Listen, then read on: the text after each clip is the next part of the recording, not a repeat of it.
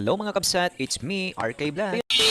Yan nga mga kabsat, gusto nating kumain ng ulo, paa at isaw ng manok. Kaya naman napabili tayo nito. Heto nga at isinasawsaw na ni Mrs. sa crispy fry ang ating mga lulutuing parte ng manok. Pinuna na nga niya rito ang mga ulo, pagkatapos ay sinunod naman niya ang mga paa. So habang inaasikaso ni Mrs. ang pagko-cover sa mga parte ng manok, ay mayroon naman tayong iba pang iniluluto rito ay mga itlog ng isa sa ating mga manok kung saan hindi niya napisa, kaya naman instant balot tayo ngayon mga kabsat. Isasalang na nga natin itong ating kawali. Mainit na nga yan at nalagyan na rin natin ito ng mantika. Uunahin na nga nating iluluto itong mga paa at ulo. Ihuli na lang natin ang isaw. Hindi naman lingid sa ating kaalaman na ang isaw kapag ipiprito ay pumuputok. Mahirap na, baka matalsikan pa ang inyong kabsat sa mukha. Ayan nga mga kabsat, talagang kumukulo ng bongga itong ating mantika. Naging golden brown na nga itong ating mga paa at ulo ng malapit na nga lahat ito maluto. Siyempre natatakam na akong kumain nito mga kabsat. Tiisin na lang muna natin dahil mas masarap pa rin kapag may sausawan tayo mga kabsat. Heto na nga ang pinakahuli nating lulutuin, ang isaw ng manok na pumuputok. Hindi maiwasan ang pagputok at pagtalsik ng mantika. Kaya siyempre nag-iingat tayo dyan mga kabsat. Tapos na nga ang ating pagluluto mga kabsat, inilagay ko na nga rito sa isang lalagyan.